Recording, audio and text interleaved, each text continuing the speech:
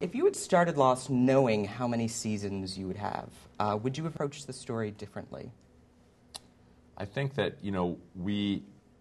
it's hard to say, there was a history to Lost that you can't really rewrite. I mean, I think the fact that no one thought the show was going to last more than 12 episodes was really critical in us evolving the show the way we did. I mean, it really liberated us to basically say, we're just going to make 12 really great episodes of television, and if people like them, great, but we're going to find them really entertaining. And we thought it would just be a little cult show that would, like Twin Peaks or The Prisoner, be something that had... Twin Peaks was 30 episodes, The Prisoner was 17 episodes, and we thought if we could do that, that would be really cool. That would be a great legacy. I mean, we had no idea at the time that it was going to be a big hit, and it was only after the premiere aired and the numbers were huge that we sat down and realized, oh my God, we have to come up with a mythology that's going to last for a long time.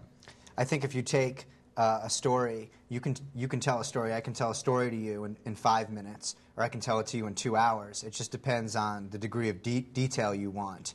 And pursuant to that, that's how many seasons you have to tell the story. When we first produced the pilot, ABC was talking about maybe we'll just do this as a mini-series, and it'll just be 8 episodes. If they had come back to us and said, you have to do the entire story of Lost in 8 episodes, it would have been much, much different than it is today.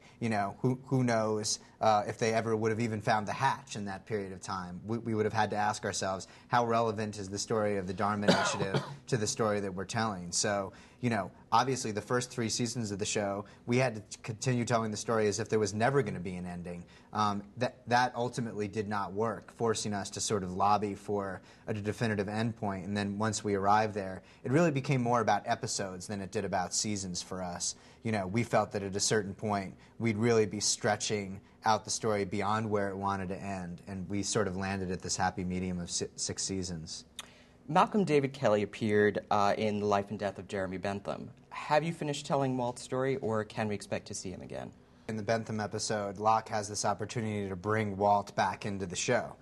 He can basically say, you're coming back to the island with me. He says that the kid's been through enough. And in a lot of ways, that's our feeling about Walt right now. Whether or not he will appear again on the show is something that we'd like to keep secret. But as far as him returning as a regular or going back to the island and being, back on the show in the same capacity that he was before, we feel that Locke has sort of spoken for us. Libby is also one of those things where we feel like that story's told. It's done. We've told as much about Libby as we want to tell. I mean, she's just very tangential to the narrative right now. We have all these other characters that are sort of rushing headlong towards the end of the series, and there's a lot of things to be told about them. There's a lot of threads that we feel are much more compelling. So for us, Libby's story is done.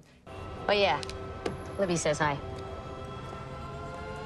Could you rule out one possibility for Adam and Eve? It's not actually Adam and Eve, as in the biblical Adam and Eve from the Bible. It's not the dog something either. out. And can you give us one minor scooplet for Sky One viewers in the UK? You're going to see a couple of characters who you've heard a lot about in the course of the show, but haven't really gotten a chance to meet. How about that? That's mysterious. Excellent. Thank you guys very much. Thank you. Thank you. Thank Our you. pleasure.